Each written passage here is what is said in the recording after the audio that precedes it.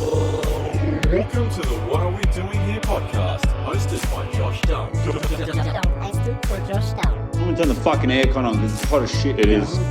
I guess we just started now. Welcome to the What Are We Doing Here podcast. Hosted by Josh Dunn.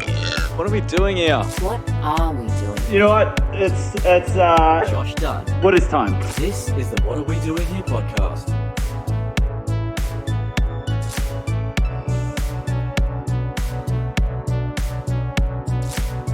And that'll do it. Hugh, Hey, what's going on, brother? How you been? Great. Yep. Yeah, just down the coast and just got back to Canberra there last night. Which part of the coast? Jarvis. Jarvis is super nice. The beach there is out of control. Yeah. It's very hard to explain to people how good the beach at Jarvis Bay is.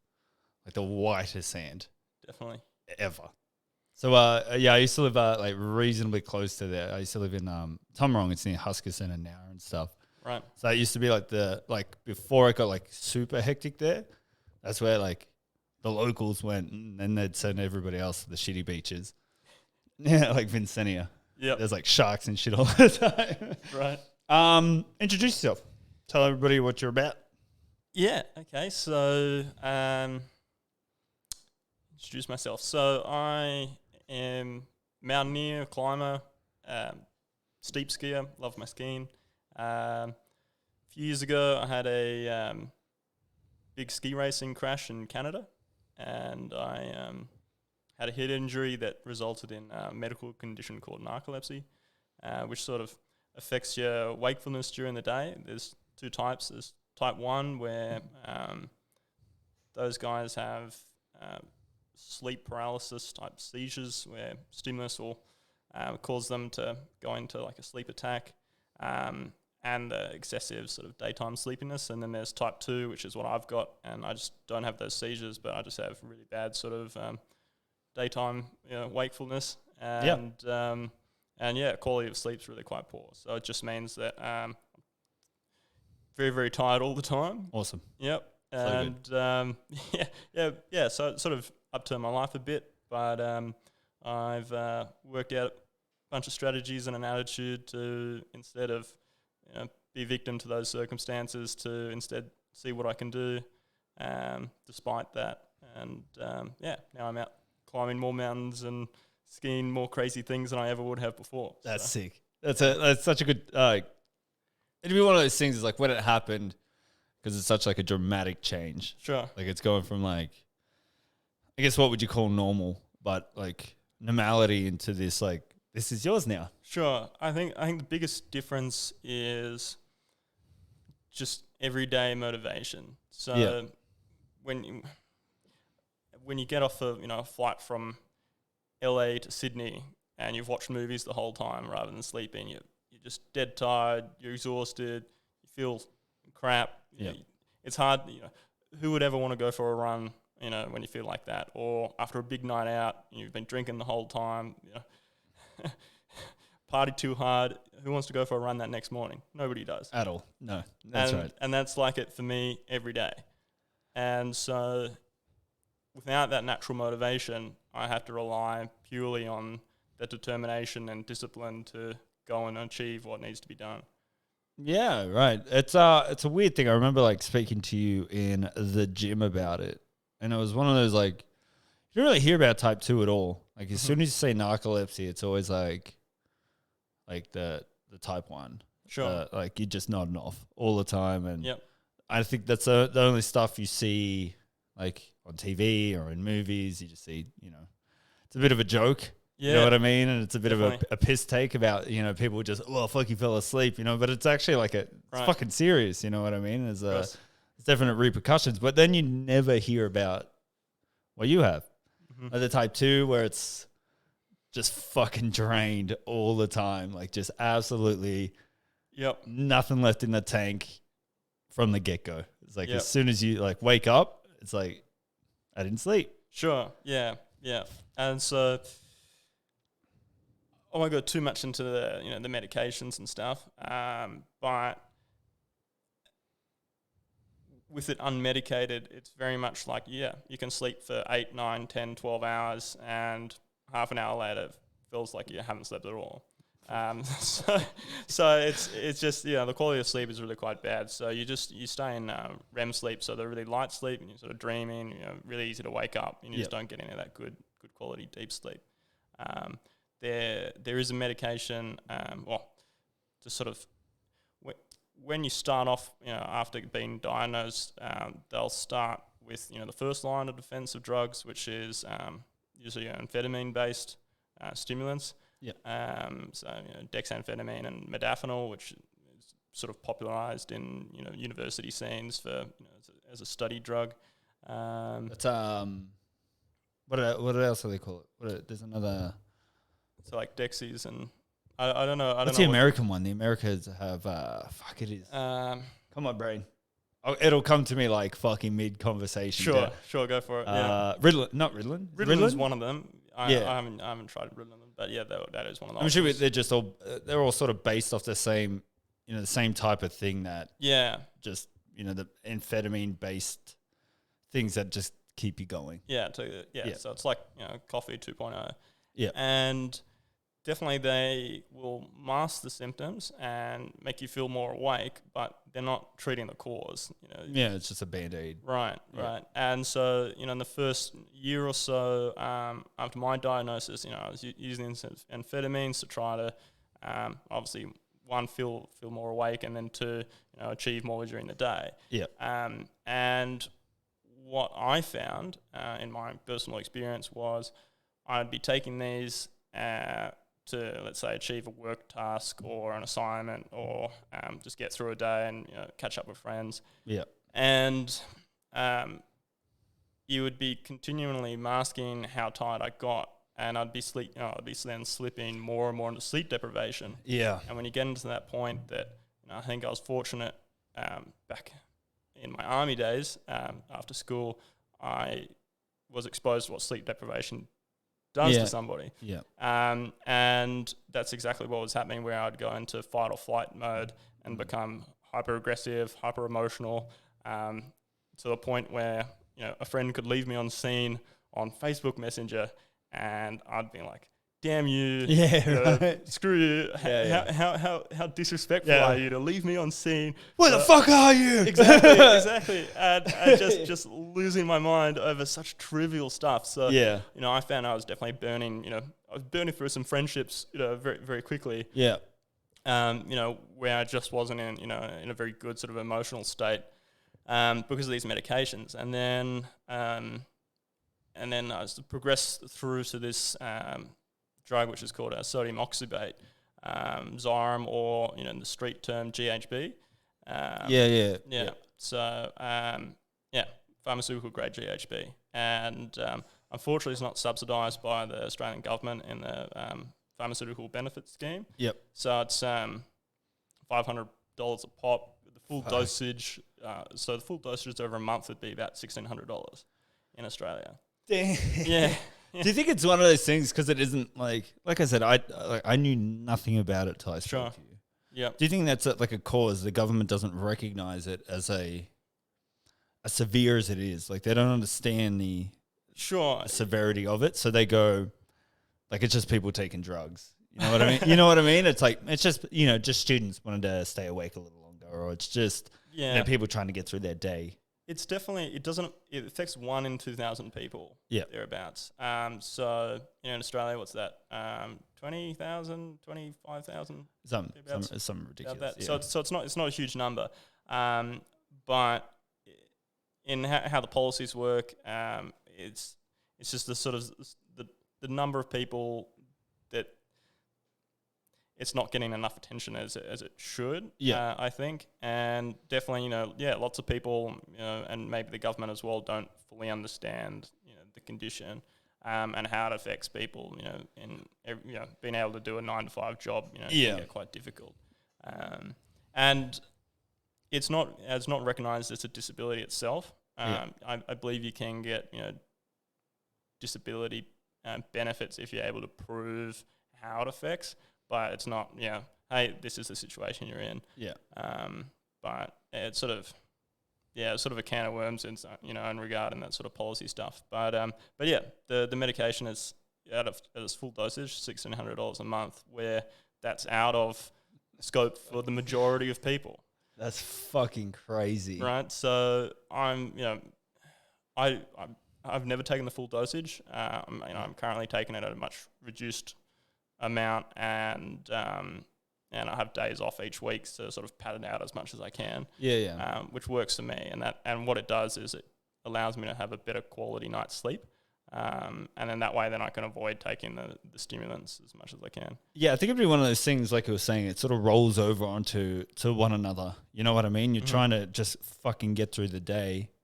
So you're sort of substituting things into your body to go, like, I think, like, to put it on a much lower scale, it's the same thing that people do with coffee. You know, Sure. I'm having 1 coffee a day, and then it's 2, and now I'm just drinking 3 Yep. espressos a day, and they're doubles now, and they're, Exactly. you know what I mean? But it's just that extreme extent where there's, you know, if you miss a day without coffee, or you know, Right. you take a bit off, it's, you know, you feel shitty. But with you, it's like there's really harsh repercussions for it. There's like your quality of life just goes to shit. Your mental health goes to shit. Definitely. It is one of those hard things that'd be like, once again, because there's so few numbers, it's like, how do you mitigate the people who are suffering from it, and the people who are just, you know, out taking the piss, going, oh, you know, I sleep well, but I'm not getting enough sleep, and now I need speed. Sure. You know what I mean? Sure. Like, well, there is tests that everybody has to go through. right. Yeah, where it's an overnight sleep study. Had to go up to Sydney for it, and they wire you up. I think it was 75 different little nodes, and tell you to have a normal night's sleep. Yeah. You know, you're all plugged all over your brain and your chest. You know, all these wires. Yeah. Just sleep normally. just you know, lay down, close your eyes. You know, when like you're a kid and like parents are just like, just lay down and close your eyes until you go to sleep. And you're like, that's making it worse. You know what I mean? Yeah. But yeah, so you sleep for this 8 hours, and they analyze what's going on with your brain, and you know how often you wake up, how quickly you fell asleep. You know, if you're in REM or deep sleep, all that sort of stuff. And then during the next day, I think it was something like every hour, maybe every hour, every 2 hours, they give you half an hour with the lights off to see if you can fall asleep. Yeah. And then it's like how quickly you'll fall asleep. So for me, I think it was something crazy. Like I'd fall asleep even after this 8 hours of sleep. I'd fall asleep I think it was within 6 minutes of them turning the light off. Wow. Yeah. That's crazy. Yeah. So that's how they're able to work it out, where you definitely You can't take the piss. Yeah, you can't fake it. Yeah. That's good then. Yeah. So, Because it, like, I don't know, out of my experience, especially with drugs that are like opiates, especially, like I know a lot of people who get them based off false information. You know what I mean? So at least they do like tests where they go, you're not allowed to have this. yeah, just of course. go work your shit out somewhere else. Don't be fucking. But it's good. Like I don't like. Once again, I don't understand the difference between they put you through all this testing, yet there isn't enough government backing where they go, $1,600 is a bit fucking high for people who really need it. I think once again that's not an individual or that's a government issue, right? Yeah, and definitely I'm not super in the know when it comes to government policy making and stuff like that, but I know the pharmaceutical companies with this drug in particular in the US, they charge, because they have that in the US medical sort of system, they can charge huge amounts. So I think it was, I can't remember the numbers, and so I'm pulling them out of a hat, but something along the lines of it was like $30,000 a month or whatever. And of course, then that the individual never has to pay that. Yeah. But the insurance companies do, and that's just how that whole sort of system works over there. So I think maybe the Australian government just doesn't want to pay that money. They don't want to fork it out. Yeah. I was thinking of Adderall. Adderall is what I was talking about. Yeah. Knew it'd come fucking like mid-conversation. Stupid brain. Yeah. All right. So what happened? In terms of the adventure side of it, it's like you've been doing this the whole time. Is that correct? Or is it something that came in? Let's start from the start. Let's start from way back. I think What was your life like? Not even leading up to it. What was it like as, like, say, a kid into your teenage years? Sure. Were you always had this kind of wild side in a sense? I think a lot of people look at it and go, like, it's a little fucking crazy, the stuff you do. Like, it's a little wild. Were you always, like, prone to that, or was it something that just sort of came on later in life? I think it's continued to manifest. Where I was very, very fortunate. My dad would take me skiing before I could walk, so he'd have create a little milk crate sled, and he'd shove me in that, all rugged up, and he'd go cross country skiing and pull me behind him. So I was doing that before I could walk, and then it was sort of a natural progression there of going off cross country skiing with my dad. Not that we did it every weekend, or it was probably only once or twice a winter. And going off for a hike or a day hike, nothing too crazy, but I always enjoyed the outdoors, and I remember, I think it was when I was 4, we did a 6-month caravan trip around Australia. Getting out and adventuring and exploring new things has always sort of been there. Sort of ingrained in you, yeah. And then through school, my family were quite into horses, and they still are. I've got an older sister by about 6 years, and she's very much into horse riding. And so I got quite into that as well. So I sort of got to a point where I was competing at sort of a national level in equestrian and eventing. So that was the main discipline. So that I did. I was show jumping, dressage. So that's where you're in around the arena, and then the cross country where you're galloping through fields and jumping over these big obstacles that don't move. That's right. Yeah. So did that, and then after school, got in for the Army gap year program in the infantry. Yep. So the gap year program is just nothing more special or cuddling about it. It sounds probably more fun than it was. It's just a fun year. Yeah. I'm going to take my gap year in Europe. Yeah, right? It's got to be special. You're going to sit in tanks and do fun things. We're going to learn some stuff. Yeah. But no, the only difference between me and anybody else was it was just a 12-month contract rather than 4 years. 4 years, Yeah, so did that, and then did 4 years through reserves while I went through uni. And I think while I was at uni, I got an opportunity to go and compete in the Australian Army Ski Championships, this week competition. And then I fortunately managed to make the Army team for the Defence Week the following week, competed there, and then got offered to go and compete in Europe against the British military, representing the ADF. So I went off to France and Austria and did that. And while I was over there, definitely not a great racer or anything like that, but our coach, this Austrian guy, and typical, super blunt European typical fashion, Austrian, it's like, you will never make the Olympics, but you should, you should start racing. Thanks, man. Yeah, that's what I needed. I've come all this way just to hear that. So thank you, Austrian man.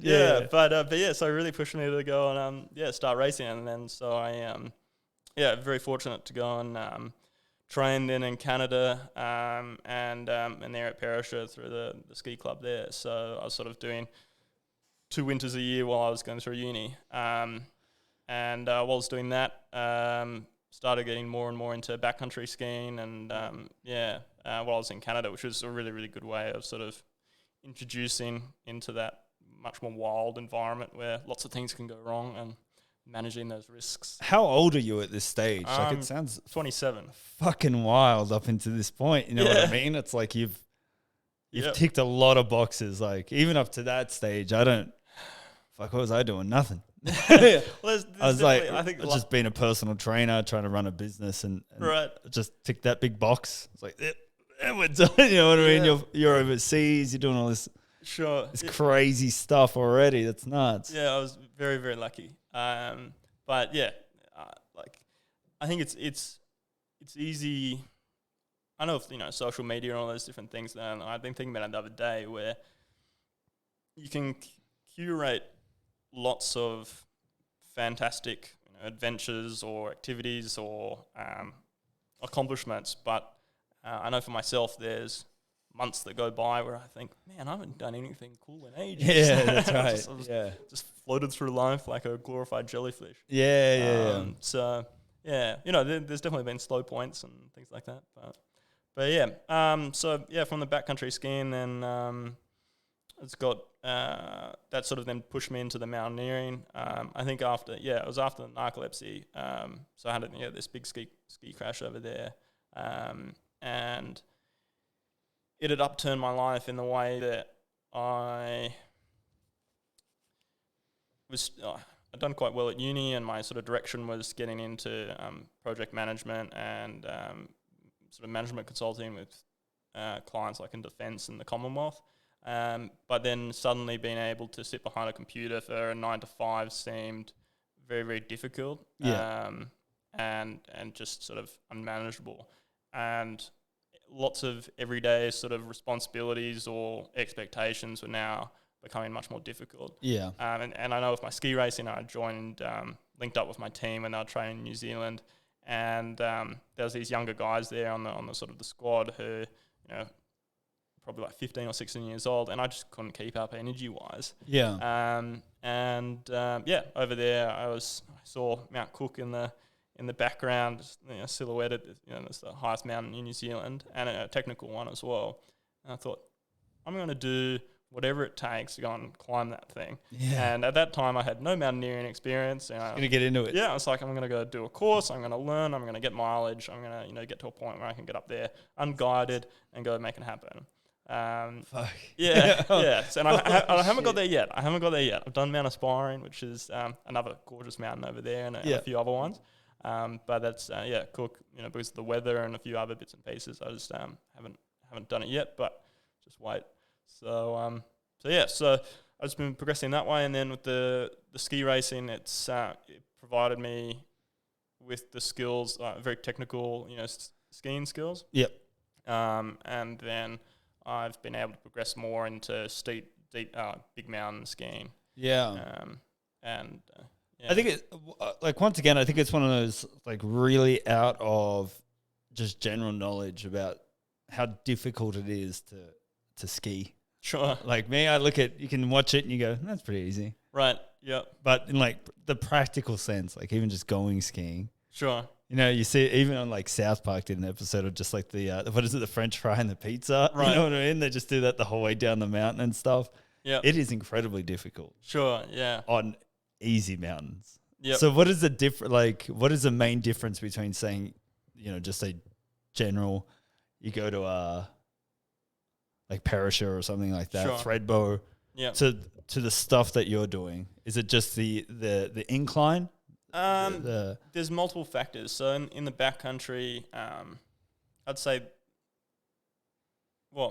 Australia, New Zealand, North America, wherever, it's managing risk is the biggest component. Yeah. Where overseas more than in Australia, it's that avalanche risk. Yeah. And that can be as much not just where the face that you decide to ski, but getting from point A to point B without being caught in a slide.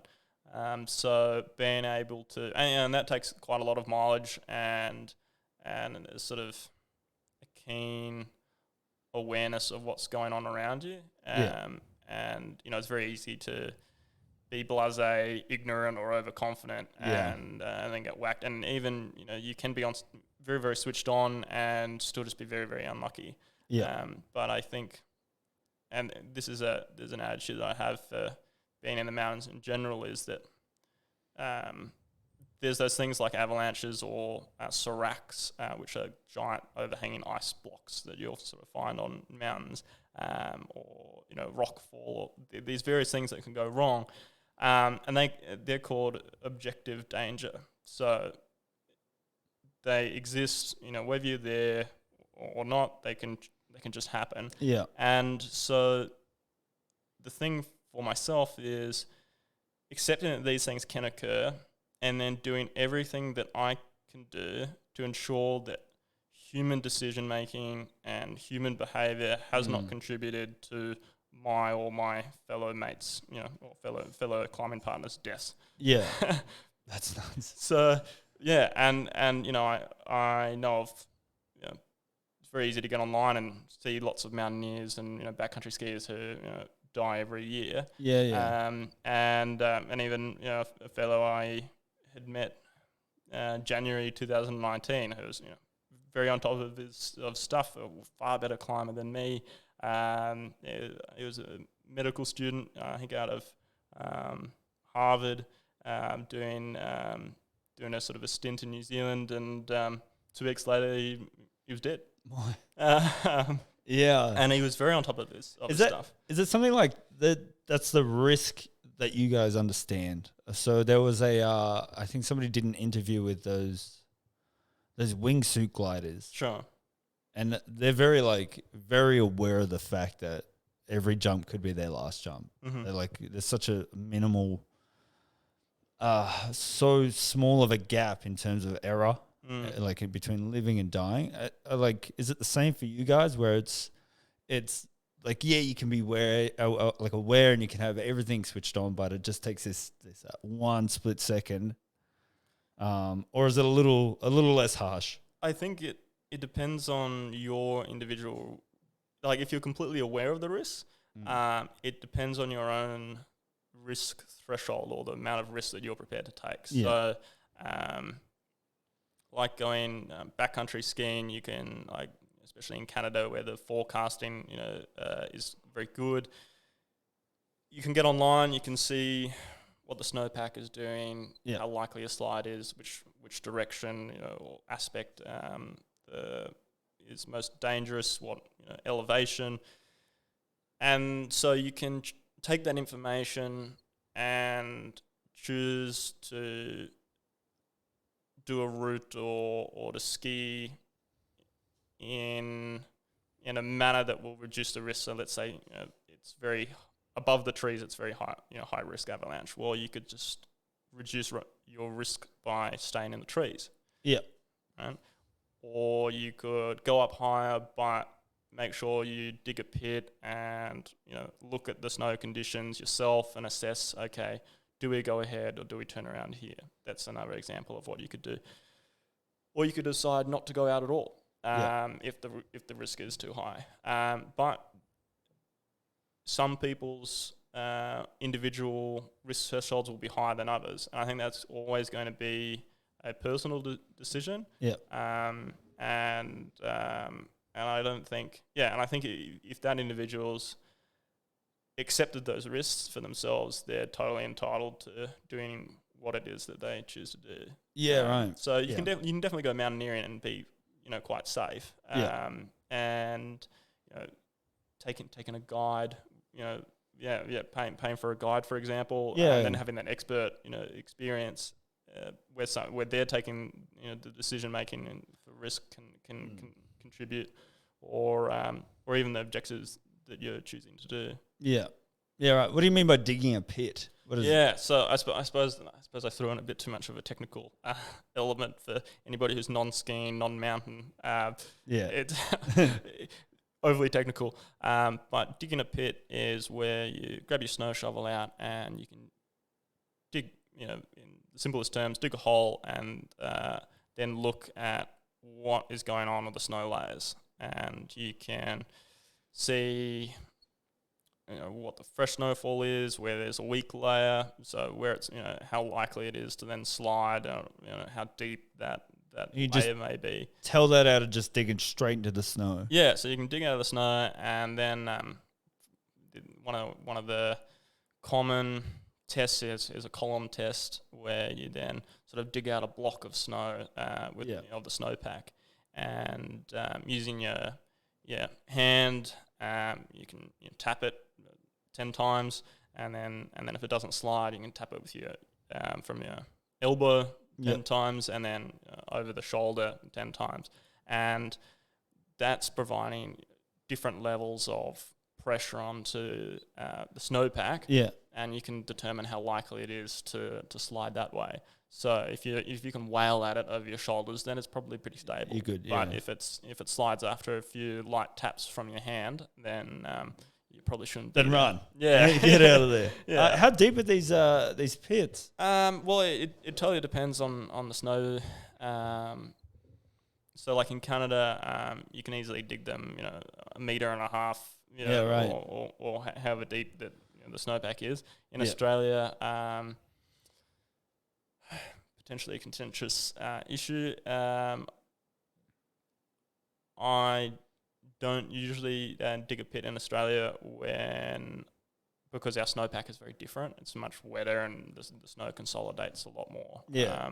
So usually, unless it's a very recent snowfall where the snow hasn't binded, I won't dig a pit. But yeah, it totally depends on what the snowpack is doing and how deep it is how deep you dig your pit. Yeah, right. There's a lot that goes into this. Sure, It's, yeah. Once again, from like an outsider's perspective, I guess like when you start to learn anything, I think when you first start something, everything's easy because you have no understanding of it, and then it becomes increasingly complicated because you go, like the snow could fall, it could be an avalanche, it could be this, it could be that. So it's that's very interesting. I didn't know that even happened. Nobody really talks about it. I think it's just one of those things. It's like maybe in those sort of like in those climates where it's very isolated or whatever like that the people who are there know. Sure. And then if you want to learn, just go out and learn. You know what I mean? Yeah. I guess you do hear like the horror stories behind it. You know what I mean? Like people are, there's, I've seen it on TV. I can just go give it a crack. And they do go out without a guide and they're like, Yeah. now I'm dead. You know what I mean? Yeah, and it does happen. Yeah, for sure.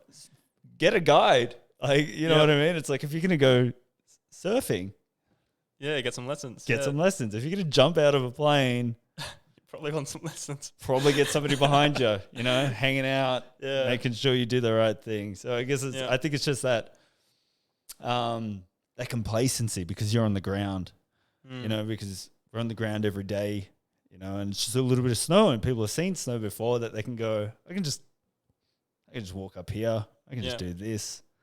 That's fucking nuts. Well, yeah, it can even occur then, that similar sort of stuff like where it's, that blissful ignorance you're talking about. I remember my dad saying about this when I was a kid, but unconscious incompetence, so where you don't know anything, you ignorantly don't know anything, that blissful ignorance, consciously incompetent, you've probably got a guide at whatever point and you start realizing, oh man, this is actually harder than what it is, and I'm not very good at it. And then consciously competent, you've learned some stuff, you understand how things are going on, but you've got to be consciously aware of what you're doing to not stuff up. And then unconsciously competent. Then when you've got things dialed, and just like a muscle memory. Like driving a car.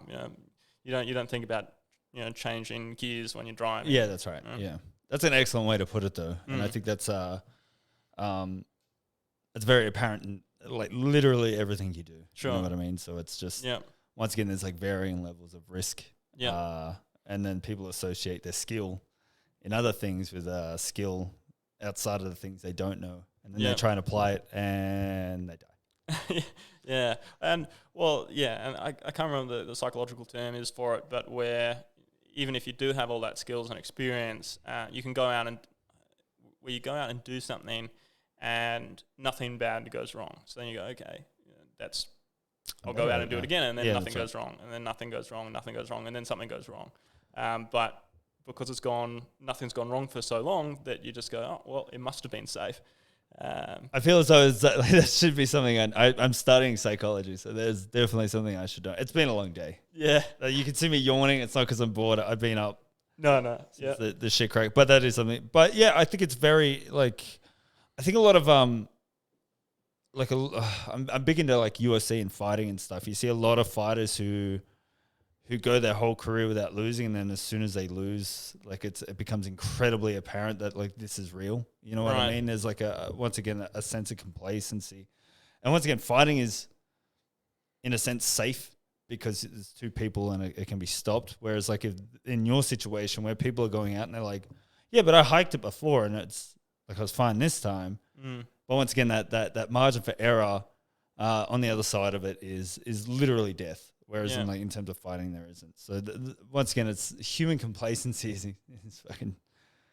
It's incredible how broad it spans, and then I guess there's a little like a sense of arrogance behind it as well, and that competitiveness. Do you get that a lot in climbing where there's it's not so much skill, but there's a lot of arrogance and a lot of ego behind certain say tracks that people do, and they far outstretch their skill set just to prove a point or for bragging rights. Is that the type of community? I think those types of individuals will exist in any group. Yeah. There are people I know of, some friends, in varying capacities that will take on more risk to get to the summit or to get an Instagram post, post, or even I know myself. There was a line, very very steep line in Australia, where if you fell, probably wouldn't be very pretty. Whether I killed myself or just end up very very broken. That risk was there, and it wasn't in very very good condition. And so, but I was probably going to be the first one to ski down it out of anybody. Yeah. And I felt, bugger it, I don't want to give anybody. Yeah. I don't want to deny myself this opportunity and then somebody else go and grab the glory. So bugger it, I'll just do it now. Yeah. And and that's pretty foolish and immature at the end of the day. Of where if I had gone and hurt myself, well, what was it for? Yeah, just to be number one. Yeah, number one. Yeah. And when you think about it, it's such a trivial 100% thing to to ever chase being doing something first or to do something a little bit faster than somebody else or whatever. And I think that's an attitude that I've becoming more mature on, where I like to do things purely for myself. Yeah. And, I'm out there, I'm experiencing the outdoors, I'm pushing my own athletic ability or whatever it might be. Yeah. And if it happens to be something that others haven't done before, or, or it's, I don't know, an achievement, of recognition, then that I'd like that to be purely by accident or or it's seeking a second, glory. Second thing. And I think that is one thing with the narcolepsy. I really like the idea of one day making it to Antarctica and doing something very, very, very difficult. Yeah. So difficult that, it's right on the limit, or, the threshold of human capability. Yeah. And then being able to do that with the condition as well. But not for the reason of, I managed to do this and nobody else did, but look at what can be achieved, despite your circumstances. Yeah, I think that does come a little bit with maturity. I think this is probably a little broad, but as you do get older, you tend to lose that. I need to prove myself. I need to define myself as a person through conventional routes of some people don't grow out of it. Some people grow out of it faster than others. But definitely, when you are younger, you tend to go, I need to be number one at this for this trivial reason. Where now it's like you said, you got this. I think it's wisdom. You got a little bit of wisdom behind you where you go, you can weigh up the risk and reward, and then you go, right, it is safe, I can and I am capable, and I'm only doing it for that reason, rather than just I just want to be number one. I'll risk losing a leg or losing my fingers or, you know what I mean, just for 10 minutes of glory. Yeah. With your condition, are there many people doing similar things with the same condition, or is is a very like because even in Australia, like you said, there's 20,000, so 30,000 people. Is it one of those things where people tend to do this type of stuff for similar reasons, where it is pushing boundaries when the condition does exist, just to one for themselves and two to raise awareness? So hold on to that question, because I'll go down a bit of a rabbit warren to answer it. That's right. And in case I go off, then you can I'll steer you back. steer me back. So the mental component of narcolepsy is a big one, where you go on to, well, for myself, and this thing, I can only speak for my own experiences, where narcolepsy for myself, I can only speak for what it's like for me to have narcolepsy. I can't speak for other people with narcolepsy. It obviously has a varying impact on people's lives and a very severity of the condition and all of that sort of stuff. So I can only speak for myself. And I also, I had to be really careful not to, I feel I have to be very careful not to preach about what I can achieve, and that therefore other narcoleptics should be able to achieve what I can do. And I don't want to, I never want to be in that sort of situation. Yeah, but like, to be fair, it is one of those things where you got to stop yourself. But I found it like once again, it's one of those things where you don't want to go, but I did something and like you either feel that you can't or you won't. But I remember so I grew up pretty shit. Sure. And I remember you'd always tell people and they'd be like, yeah, but I grew up harder, or like I grew up like this, or I grew up like, that's not what I'm trying to say. Right. You know what I mean? So it's, I guess in your sense, it is fucking hard to go, like, I've got this and this is what I'm doing without people going, yeah, but. Yeah, exactly. You know what I exactly. mean? Yeah. And whether it's people with narcolepsy or people in other circumstances. Yeah, that's right. So for myself, after getting the diagnosis, I remember my specialist said, look, just don't go online, don't go on to any of the support groups. Yeah. And first thing I did, Yeah. narcolepsy support group, Facebook. And Google Doctor. Yeah. And I got online, and my experience online in these support groups, although well-meaning, was like a cesspool of misery.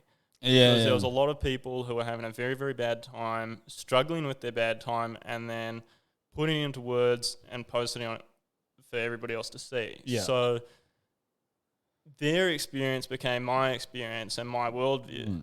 So Yeah. there was a lot. I don't want to necessarily say the word victims, but people who are definitely struggling with their circumstances, victim of their circumstances, and at least projecting the worldview and the narrative that this sucks quite a lot. I can't achieve much in life, if anything in life, and it's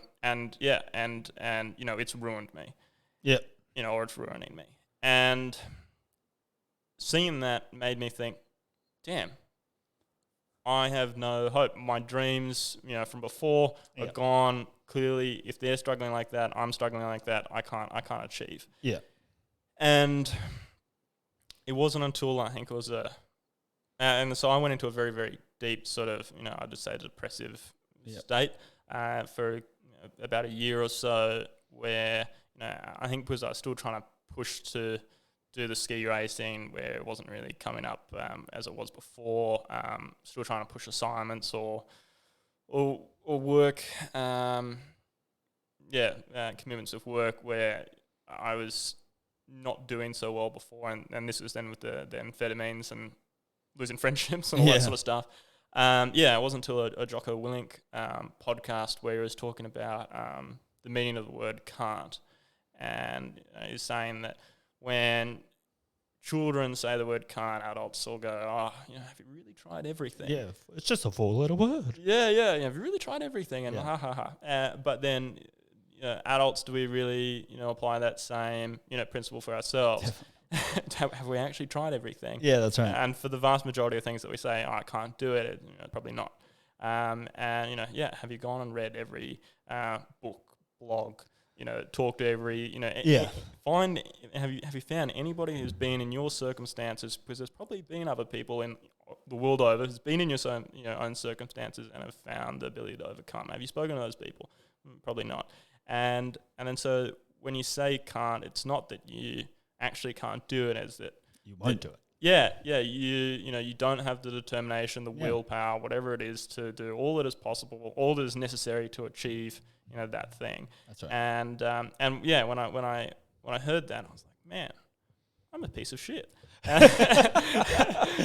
Like because I could do better. yeah, exactly. Yeah. Because I realized, hold on, sure, there's all these things that I'm struggling with, and there's all these things that potential doors that I believed, the trajectory of my life, was going to get me to, which are let's say closed. Yeah. And bugger it, rather than worry about those things that I can't do, let's go out and find what I can achieve. And that was the big thing. So I was driving at the time, listening to this podcast, pulled over the side of the road, signed up for my first 50K ultramarathon. Yes. And I hadn't run for 6 years after getting shin splints, turned to fractures in the army. Yeah. And I went off, got myself a coach. Was running about 50Ks a week. Well, funny enough, the longest I'd ever run was 5 kilometers. And then got this coach, and I was like, the first session was run 10 kilometers. And I was like, that's double than I've ever done before. Okay. And then 10Ks, did it. Yeah, that was easier than I thought. And then there's this big thing that I like to talk about, where if you do the abnormal enough, it becomes the normal. That's right. Yeah. Whatever it is, if it's working out, if it's eating healthy, if it's reading a book, if you just do it regularly enough, it's suddenly possible, and it's not this big task. Yeah.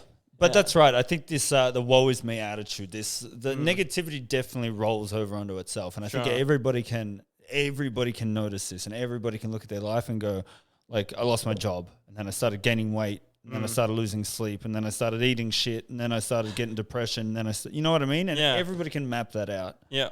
But the thing is, as soon as you reverse that and you start to look at it in like a positive sense, like I started training, I started going to a gym and seeing a trainer and eating well and applying like these certain things in your life, you'll notice that everything around you starts to get better, except for the won't people. Yeah. The people who are like, it's not I can't do it, it's like I won't do it. And they immediately pull you back down. You think you're better? Yeah, it's that Jim Rohn quote. Well, yeah, that's you're right. The average of the 5 people you spend your most time. Yeah, that's right. It's like, you think you're better than us, or and they try and like demonize you and put you down to bring you back down to their level so they can feel a little bit better about themselves. And it's one of those things, and it's, I guess, from somebody without any type of condition as you have, I guarantee there's fucking people in the same space that you are that have that very similar mindset that I won't do it, and you're a piece of shit because you can, you know what I mean? And it's easier to go online and write these big fucking 45-minute things that they take to type out to get fucking 3 thumbs up on a page or whatever, and they go, that's enough for today. Yeah. So that whole component with the mental stuff, I remember pulling up literature. Haven't been able to find the same document, but it was saying about, it was some crazy statistic where it was like 70 to like 80% of 20 to 30-year-olds unmarried with narcolepsy have like chronic depression. Yeah. And attributable to a sense of a lack of meaning and purpose to one's life. Yeah. And for me, that's what was key, where I was like, okay, let's go and find some objective which I can go and work away at, and and hopefully one day achieve. And I think the key for myself was not to stay on that goal, just focus on, I'm going to achieve this one day, but creating a system to achieve it. Yeah. That's it. And so, like, for me, let's say it's Antarctica. I want to get to Antarctica one day. Well, I'll either get there or I won't. And there's overwhelmingly that's right, likelihood that I'll never get there. Yeah. But if I go and, I've gone, okay, I need to go and get enough mountaineering experience. So I need to go and do a course. I need to go and climb some summits. I need to learn to work with a small team, of people in these, crazy environments. I need to get the technical skills. I need to get the networking, and especially to be able to launch an expedition. I need to get more followers on Instagram. I need to create relationships with people in industry who could sponsor me. All that sort of stuff has to occur. Yeah. And I have to go and develop my, not only just my fitness, but strength and fitness, and my eating, all that sort of stuff, right to the individual each day. What do I have to achieve each day, and do that? And then what's great is, because I have to work out, because I have to eat, because I have to have a good sleep routine and sleep hygiene, and do the right things by my body. If I do that each day, I feel good because I'm achieving my system. And that way, it doesn't matter if I ever get to Antarctica, because I can then look back and see all of the wonderful things I've achieved up to this point.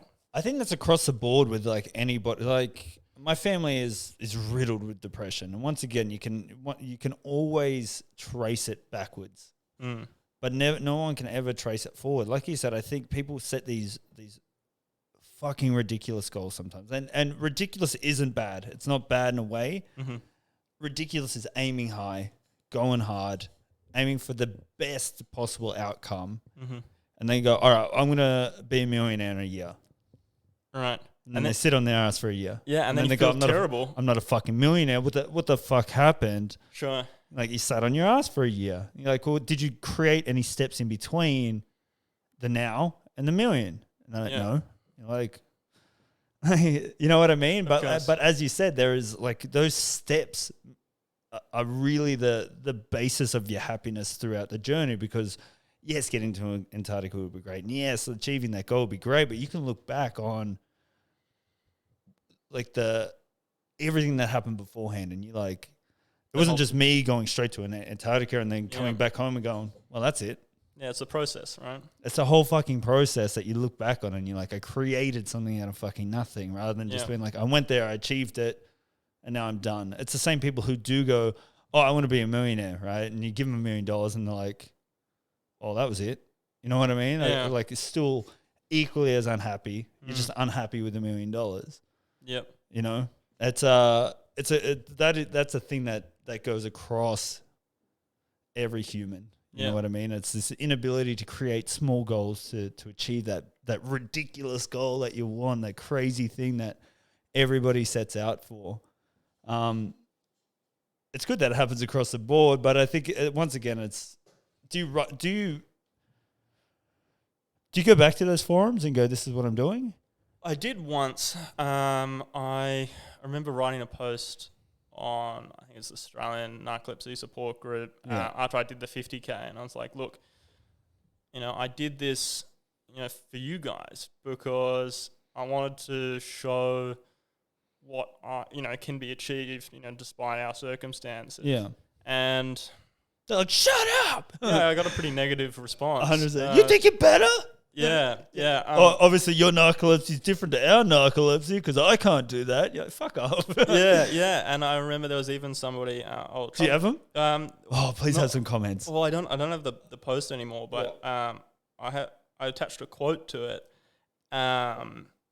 which I'll read it back to you because I have it pretty much to memory, but I have a absolute habit of just butchering whatever quote I can remember. So yeah, that's my life. yeah. It's like, how much can I butcher what other people like? I'll have a conversation with people about our chat, right? And I'll be like, but Hugh said mountains are good, and fuck. yeah, exactly. Narcolepsy's bad. I just can't remember. And they're like, oh, okay. I'm like, all right, that was my podcast. Yeah.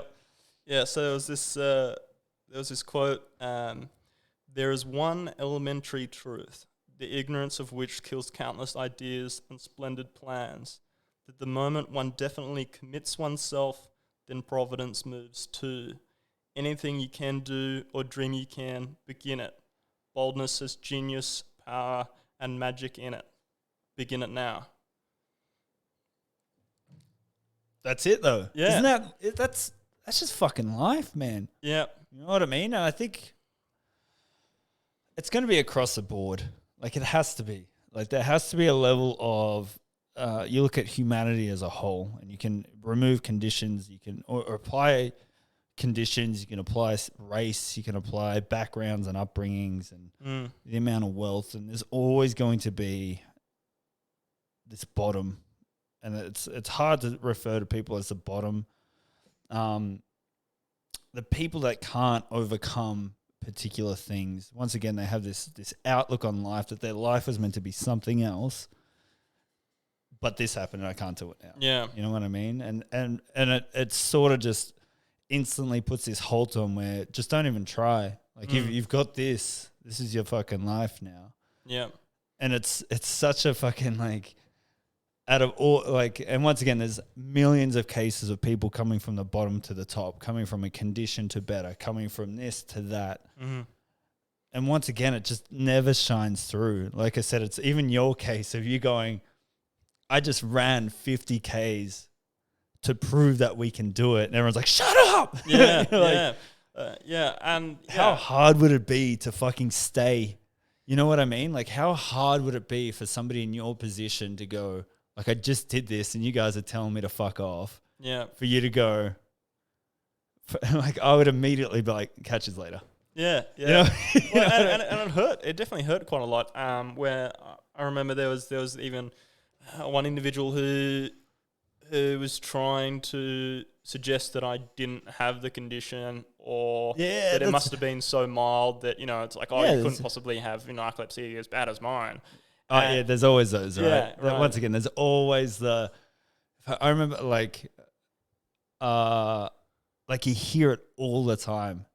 Well, you think your life's hard. Yeah, and I think that, and what I found so disappointing was not that, like, I wasn't trying to advocate that the narcoleptic should go and run ultramarathons. Yeah. At all. Yeah, So you can, though. Yeah, sure, you definitely can. But I was really just trying to push that message that despite whatever your circumstances are, if you make that first step and you at least try to achieve whatever it is that you think might be possible, Yeah. you're far more likely to achieve it if you attempt it than not attempt at all. Yeah. And these people chose, or either willingly or unwillingly, were unable to see that message. Yeah. And instead see this guy is trying to tell me, trying to one up me. yeah, Trying to big dick me in my own group. Like, but I think I think especially with these groups, I think that there's still a social hierarchy in these groups, and there's it's a I don't want to say it. It's a pity party. sure, In some sense of the words, and any sort of like group where people congregate together, regardless of what it is, there's a bit of a hierarchy, and then they need to flex some sort of dominance over the people who are not following the group's progression. You know, this path that the group's on. Yeah. And once again, it is that your narcolepsy can't be that bad if you're running a marathon. And you're like, And I think it's that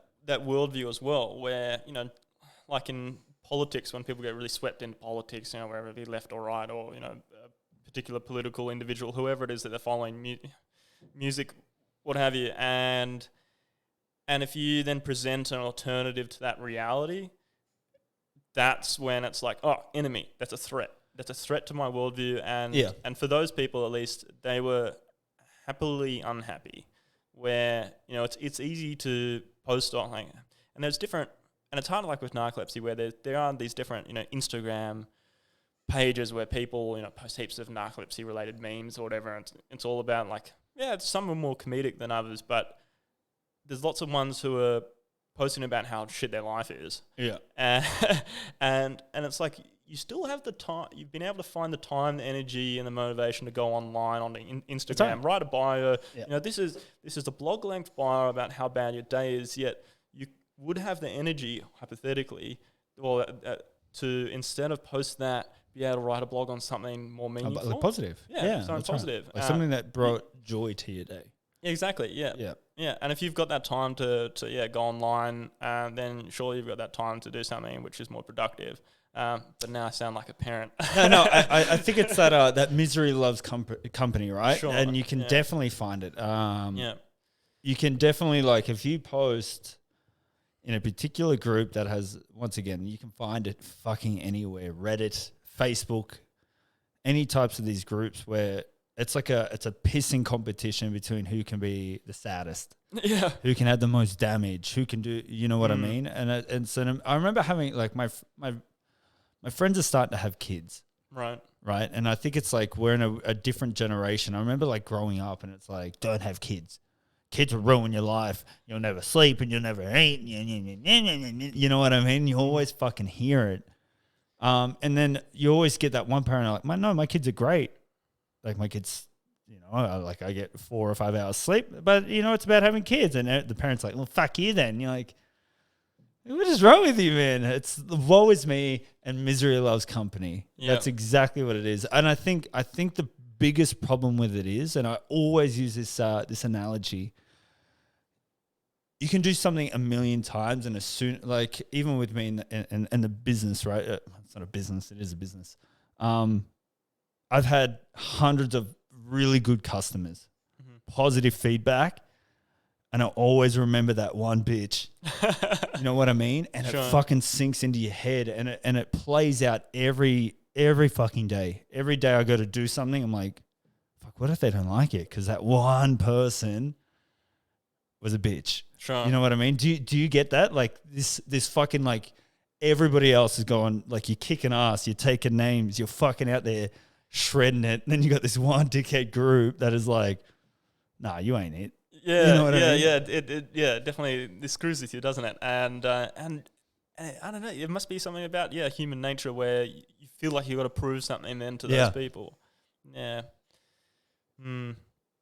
But yeah, well, getting back then to your question about other people and with narcolepsy doing stuff. Right back around. Yeah, Yeah, right yeah. back around. It was a good battle around. It was a circular one. Yeah, that's right. It got there.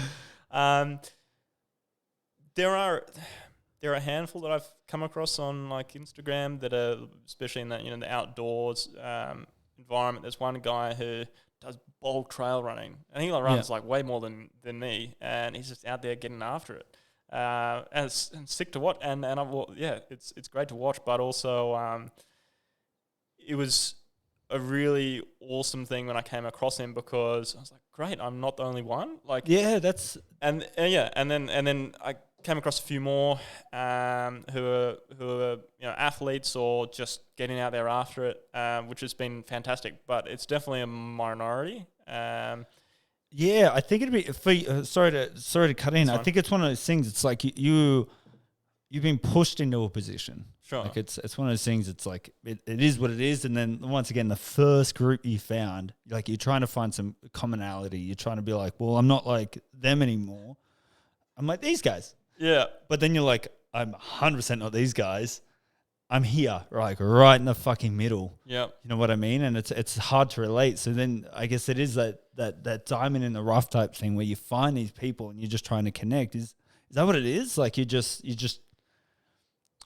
I guess it's like, one, trying to define yourself and come to terms with the cards you've been dealt, and then two, trying to define yourself in a societal sense where you're like I don't fit in here. I'm not really fitting in here anymore. Mm-hmm. And, like, there's this other kind of, like, people doing it, and I'm kind of fitting in with them. Is that what you struggled with? Yeah. So I was thinking about this actually this morning, and I was thinking that, you know, if it sort of came up today in the podcast, how would I articulate these thoughts? Yeah.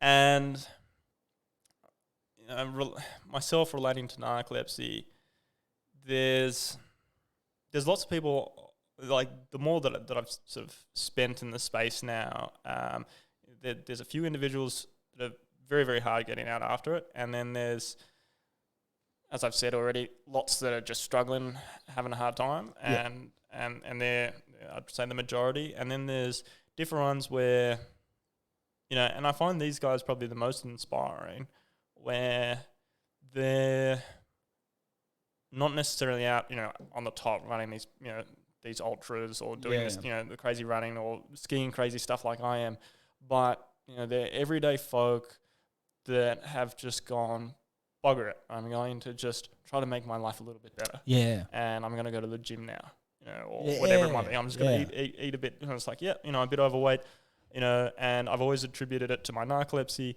You know what? I'm going to go and see if I can lose some of this weight. And like, fuck that. I'm going to go, Yeah, exactly. There's one particular guy, he was super thankful to me because, according to him, I had, given him the motivation to go, stuff this common narrative. I'm going to go see what I can, because he used to do MMA. And then went to narcolepsy, and he had type 1, and it was the cataplexy and stuff. Yep. That it was just this whole thing, and he had quite a lot of weight gain. Yeah. And I was like, the doctors were like, yep, no, it's just part of the narcolepsy. Yep, your stuff, you'll never be able to go and do this, yada, yada, yada. And then, sure, that support group, all, that common narrative. Yeah. And that was the case. And then coming across my stuff, he decided to go out and start his MMA again. He got onto specialists and discovered that the weight gain wasn't actually related to the narcolepsy, but another medical condition, which now he's getting treatment for. And then so now he's on this very different path. And I find that guy, I get so much inspiration from that guy. Yeah. And he doesn't have to be off climbing mountains and doing crazy stuff. But that's what it should be about, though, right? Yeah, exactly. This, especially when you guys have the same condition, to be able to go, let's fuck that off. Sure. It's a bound given to you by somebody who doesn't necessarily understand or who's in the same position. They can just give you what's on paper. Yeah. You've got this now. Here's what we really suggest you don't do. You know what I mean? Just to cover our ass. Don't go fucking mountain climbing and don't fucking do MMA. Yeah. Because it could come back and bite us on the ass if we tell you to go out and fucking fight people. Yeah. But that's what it's about, right? And it's like, I think, would you resonate more with regular people than you would in the narcolepsy community? Do people fucking, as soon as I spoke to you that day in the gym, I was like, I gotta talk to this dude more. It's like a crazy story where it's like, I think people want to hear it. Sure. But once again, as a person without the condition, it resonates a lot more because it's like, I don't understand what you have. I don't understand what you feel and think and the process you go through. So it resonates a lot more. Do you find that you go and you tell people what you do, and you're like, but I got this thing here. Yeah. They go, holy fuck, what are you doing, man? Yeah. So this is what I sort of struggle with where online, my Instagram handle is Narcoleptic Adventurer. And so anybody who will find me online will see that, this guy's got narcolepsy. Yeah. And that's pretty much the extent, other than this podcast and a couple of articles that have been written about, my skin and bits and pieces, where I've mentioned the narcolepsy. I haven't done very much narcolepsy awareness. I haven't talked about it in posts. It's not something I really talk about that much. It's just, this guy has narcolepsy and here's what he's doing. Yeah. And there's lots of people out there and a big drive to increase narcolepsy awareness so people understand and can be more sympathetic to what people with narcolepsy are going through. Yeah. And what the condition entails. And also because they believe that a large number of people go undiagnosed through life, where it can be a seen as bipolar disorder or a whole bunch of other things, but actually just damn exhausted and crazy. Yeah. But so there's a lot of people that are doing that sort of awareness stuff, and I haven't done any of that online. Why is that? Well, this is what I'm struggling with. Where I think maybe it was something from the army. I think it might have been something from the army where showing weakness. Yeah, I'm sure, and be a man. Maybe dating life as well, all that sort of stuff. Yeah, you would never go and be like, oh look, I'm struggling or I'm weak, I'm not capable. And you want to show that strength and competency, even in the workplace, anywhere, right? And I think, even mountaineering, you judge a person, and even I have this. I'd say I even have this sort of perception of other people as well, where I'm not judging them on their background, their the way they look, the color of skin, whatever it is. I'm judging them on the quality of their character, Yeah. and how on top of their shit they are. Yeah.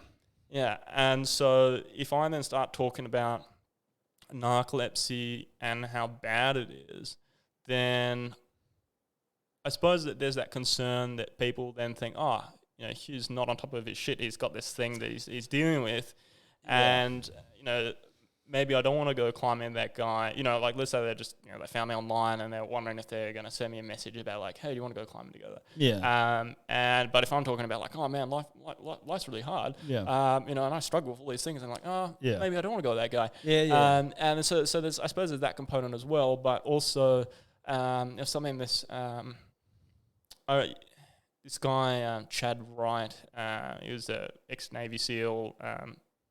Does his ultra running and everything, American dude, who put it quite well, where he said about the power of the spoken word. And you can have these thoughts about how hard things are or how you're struggling with things, but the moment that you go and you say it, that has so much more power in, like, his example was another guy was going through their selection process for the SEALs, and obviously this guy is struggling, but it wasn't until he said, hey man, I don't think I can actually do this, that the guy actually then broke and then quit. And, you know, this Chad said that his friend who quit, there was nothing in all of that selection training and all of the activities that they had to do that this guy wasn't physically and mentally capable of achieving. And so for me, by talking about, you know, if I start saying to myself or saying to other people, the people around me online or whatever, about, hey, I'm having a really bad day today, and I do have bad days. Like I go off and have you know, there's days where like I can have a whole week go by where I eat really, really well. I do all my workouts. My coach is super happy. You know, I'm sure. I hope he's happy. And you know, it's great. And then I have a couple of bad days, or a bad day, or I miss training, or you know. Whatever it is, and if I go start talking about, you know, how bad that stuff is, it makes me feel bad, and it probably isn't good for anybody else either. And so I try not to talk about that, especially in the sense that, like, I wouldn't want, trying to find that middle ground where I'm happy that other people and other narcoleptics, you know, I want them to know that, you know, I don't have everything made. You know, I'm just like any other human being, you know, and I have bad days. Yeah. But I don't want to then be showing people that I'm struggling, in the sense that I don't want to then start having an outlook that I'm struggling today, therefore I am struggle. I think that comes down, like you were saying, it's like, especially in the army. I spoke to one of my mates who used to be in the army. And it is. I was listening to that podcast. Yeah, that's just like a very expanded version of what, I can't speak for women, but what men go through. This whole like man up, like just get your shit done and take care of it. Mm-hmm. And I think not talking about it, one, like you said, there is a mental aptitude that goes with it, where you need to go. There needs to be a very clear difference between going like, I just want to talk about not being okay, and just go, look guys, like I feel like shit today. Just meh, you know what I mean? It's not going to impact the future of my life. I think there's such a stigma attached to it, where it's like, if you don't, like these groups that I talk about, if you don't feel okay, you have to not be okay. And I think there's a very fucking big difference. Like, everybody has shit days, but it doesn't mean you're going to be shit forever. And I think if you really play into it, and sympathy goes a long way in making you feel better, especially online. This whole thing with online really fucking perpetuates it, where it goes, I can get sympathy from fucking anywhere all of the time, and it makes me feel a little better. There's a little bit of acceptance. The thing is, we need to fuck off is this whole, we can't talk about not being okay. Once again, it is a mental thing. But if you have a good support structure around you, it shouldn't fucking matter. Like, we should be able to go, like, you should be able to go to your mates, guys, I'm having a shit day today. You know, fix it, in a sense. Not in those direct words. And they go, all right, let's go for a fucking run. Let's do something that I know makes you better, but I'm going to push you into it because I know you're not going to do it yourself. Yep. That's the shit we need to do. But once again, it's not the fucking case. It's, oh, he's bad. He's had a shit day. Yeah. He's sad. He's not feeling it. And then the rest of his life doesn't mean shit because he's had this one particular bad day. And it's just always like attached to something else rather than just you're having a shit day. You know what I mean? It's once again, it's human nature and it's fucking ingrained in us for some reason. I think there's a part of it that people want to nurture it, but then there's also people who want to abuse and take they see somebody as super strong and they go, like it's like famous people, for instance. Mm-hmm. The only thing you read about famous people is how shit their lives are, rather. You know what I mean? The breakups, or fucking Britney Spears shaved her head. You know what I mean? Like people want to hear about it because then they go, well, my life's a little bit better because I didn't shave my head today. You know what I mean? Sure. But it's fucked up that somebody in any position can't go, I'm having a shit day. Like, just fucking leave me alone for a little bit. Yep. Because they immediately associate it with, like you said, everything else. They're like, well, I can't go fucking climbing with him because he seems not on crazy. top of his shit. He seems crazy. Like he's had one bad day. Well, fuck that. Like, I'm not going to go hang out with him. He's fucking bonkers, you know? And you're like, no, I'm just having a bad day, probably like you are. just having a fucking day, man. But it's like, but because you've got a condition, it's always attached to that. It's because of the narcolepsy. It's because of this. It's you know what I mean? It's always like, it's because of this. And you're like, no, it's because I'm human. Yep. I just don't want to talk to anybody, or I don't want to be around people, or I don't want to do this today. And like, that's fucking crazy. Everybody is nuts. There's another thing I want to know about, like your family. What part has your family played in all of this? In terms of like, say, because you've had like a ride, in terms of like going to the army, in terms of like all the stuff that you do, and then pre and post condition, like how have they been supportive? I'm assuming. Yeah. Definitely well-meaning, and they've been. Yeah, my family would do anything. It's like a mother and a father, and my older sister as well. She's like a second mother.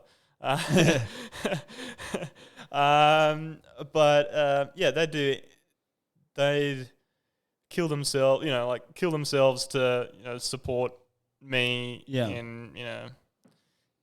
in making sure that my quality of life is good. Yep. If that's medical costs or whatever it might be. I'm very, very grateful for that. I think I suppose this is specific to the narcolepsy, but in where I talked earlier about that feeling of a lack of meaning and purpose in one's life with the depression, of narcolepsy, part of that I think is also to do with where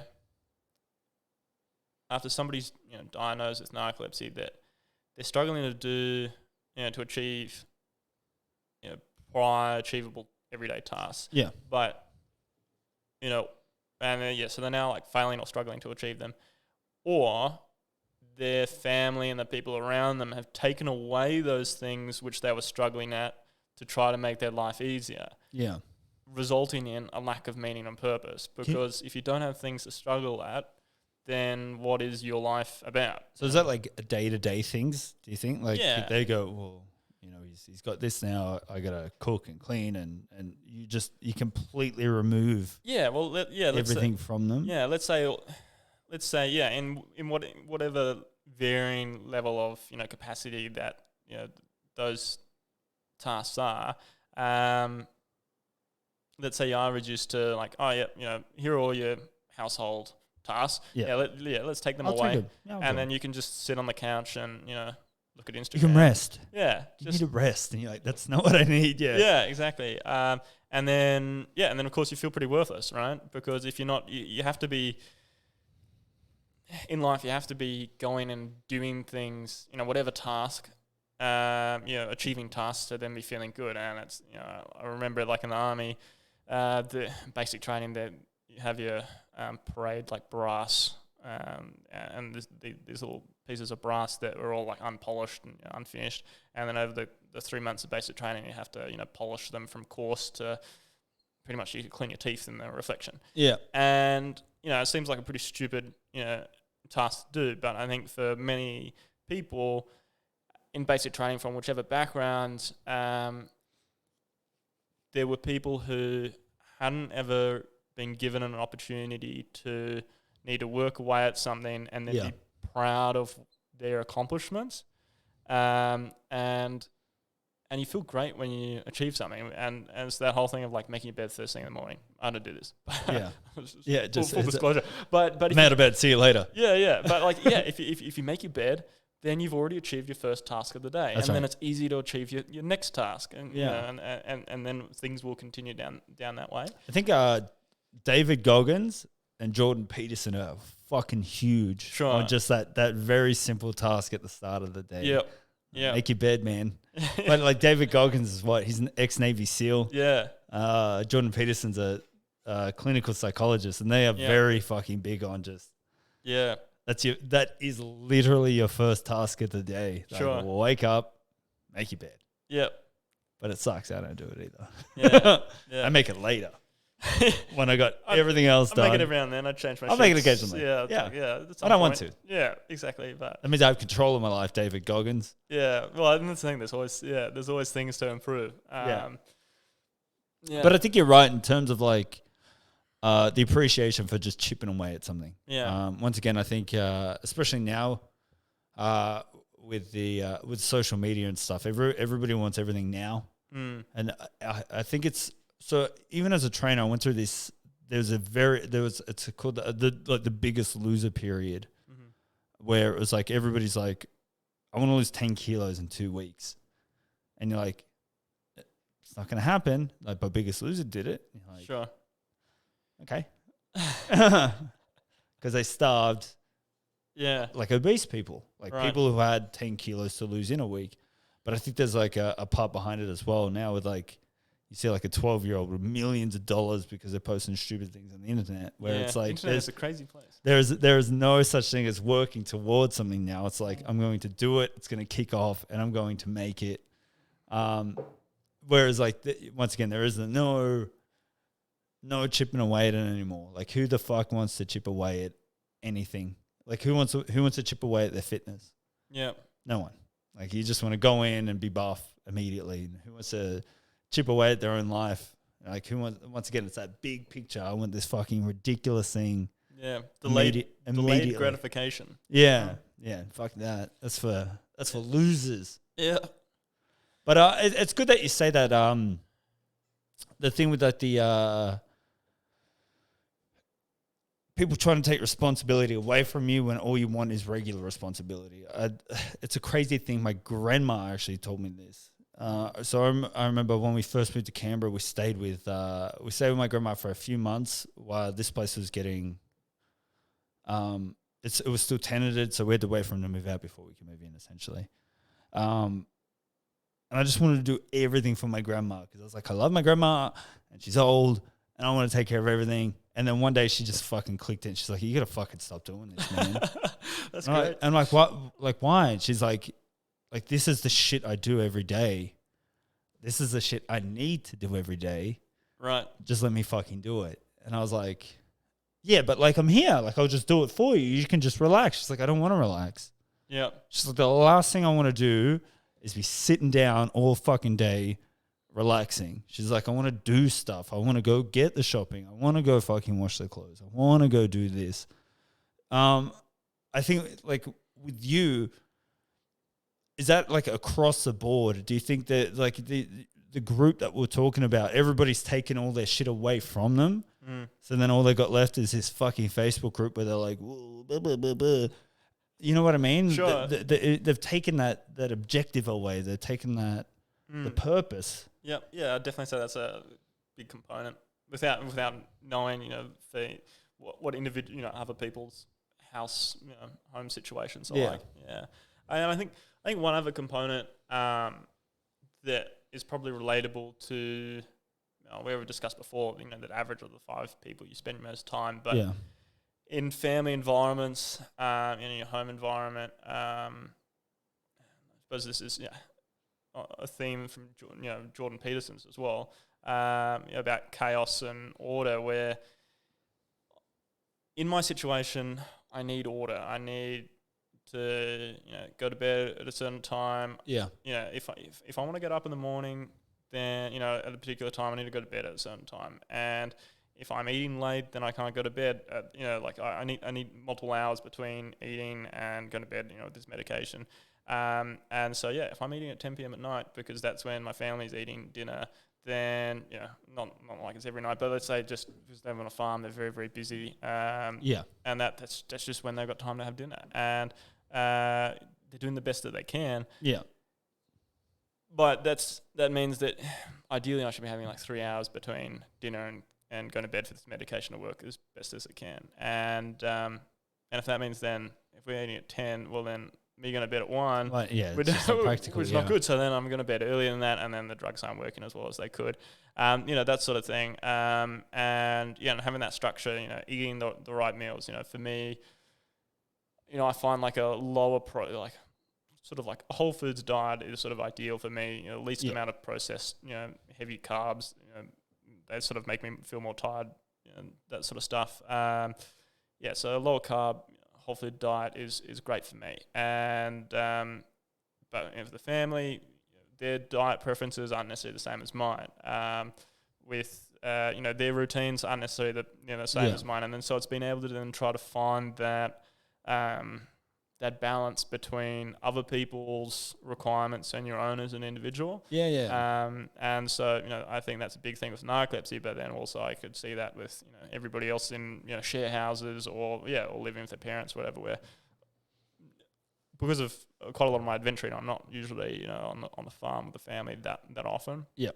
COVID changed it a bit. Yeah. Hanging out at home. Yeah. All day. Yeah. Every day. Exactly. Yeah. So I'd suppose, that needing to find order in that chaos and finding my own routine and and achieving that discipline is always a challenge, but it's something I'm got to work through. Yeah, I think that once again that applies to every human on their own level. Sure. I am very similar to you in the sense that if I don't have, it's not structure. It's structure that I create. I need to have my own. Once again, if I don't have a set time to go to bed, I will stay up all night. Right. Yep. And then I'll get 4 hours sleep, 3 hours sleep, 2 hours sleep. So over the Christmas break, I really struggled with this because I had no structure in my life. Once again, that's that order part of it. I need to create my own order, which is like go to fucking bed at 10 o'clock and, go to sleep. Sure. If I don't, once again, I'll be up until 4 or 5 in the morning. I'll get 2 hours sleep, and then I'll do my day on 2 hours, and then it'll be the exact same thing the next day. It's also go to the gym. The gym will make you tired. The gym makes your mental health better. Oh, yeah, the gym is wonderful. Yep. Go to the fucking gym. It's the best medication. Just like if you don't want to, force yourself to create that order. Same thing with my meals. I think food is the it's the glue for all of it. The food, the training and the sleep all come together with the food. I think I'm very similar to you. As soon as my diet goes to shit, my training goes to shit, my sleep goes to shit. It's that very big rollover effect where, and it's hard to control it. It's you with your family. It's probably me with my friends. My friends have, obviously I don't need to see them all the time, but it's always like when you see your friends, it's like you got to go out for dinner. You got to go out and do this. You got to go out and do that. And it shifts fucking everything out of that routine that you have to have for yourself to keep everything like the train on the tracks, to keep it going straight, to keep you from falling off the edges, essentially. You know what I mean? I think that's a big thing with a lot of people. Regardless of anything, I think a lot of people need that structure and they need a little bit of discipline because without it, you just fucking create chaos. Yep. I am the worst person when I have no structure in my life. It's like I said, it's very little sleep, very good food, and then that impacts my attitude towards life. It impacts my the way I treat other people. Like I just don't give a fuck. Like I'm just like fuck it. Like this is shit. That's shit. Everything else is shit. So fuck you. I don't want to have to like play into what you want me to be. Rather than the other part where it is all this control, where it's like I don't really give a shit what you think. Like you're along the ride with me, which is like a different attitude to have altogether. Yep. A more positive one, which once again it rolls over under itself, where it creates better positive outcomes and better positive and the right opportunities. people will They gravitate. Yeah, I exactly. think, like you said, the negative people definitely gravitate. That misery loves company, but so do positive people. Positive people 100% gravitate towards each other. Yep. They're just they're rare-ish, and they're always put to the side by the people who complain a lot. Yeah. You know, they're the arseholes of the world. The people who do well. Yeah. You know, the people who are doing other things that certain people aren't. Like you, climbing mountains. Fuck you, Hugh. You know what I mean? Yeah. Yeah. I think that's it. I think let's wrap it up. I think we covered a lot. Is there anything you wanna mention? Start a GoFundMe, man. Let's start pushing a GoFund Hugh. No, not at this stage. Not at this stage. But soon? Are you gonna do Some one? point when I have something I have a concrete objective, like I don't know if there's a pre-Antarctica, crazy skids mission, then maybe something like that. But yeah, at this stage, Let's get you on just before you go, sure. and then just before you, like just after you come back. Sounds like a plan. Yeah. You're gonna come back here like, don't go there. I've seen some things. Hopefully, I still have all my fingers. Yeah, and that's toes right. You'll have your nose. You know what I mean? Yeah. But this has been really good. Let's do some plugs, man. You've got an Instagram. Yeah, I've got an Instagram. I've got a photography page. I do a fair bit of landscape photography there. You can just find it through the link there on my. I'll the tag link it tree on anyway. the- I'll tag it anyway. Yeah, but yeah, and if anybody wants to know any more, about narcolepsy or my own situation, I'm always happy to answer messages through Instagram or email and Hit him up. yeah. Ask. I guess that's probably the most important thing about this podcast is like ask some questions. Don't just assume. Yeah, Just exactly. get in there and be like, Yeah. what's it like? From my end, I don't know. Thanks for watching. Thanks for listening. That's it. I think we're done. Beauty. All right, fantastic, Hugh. You're the best, man.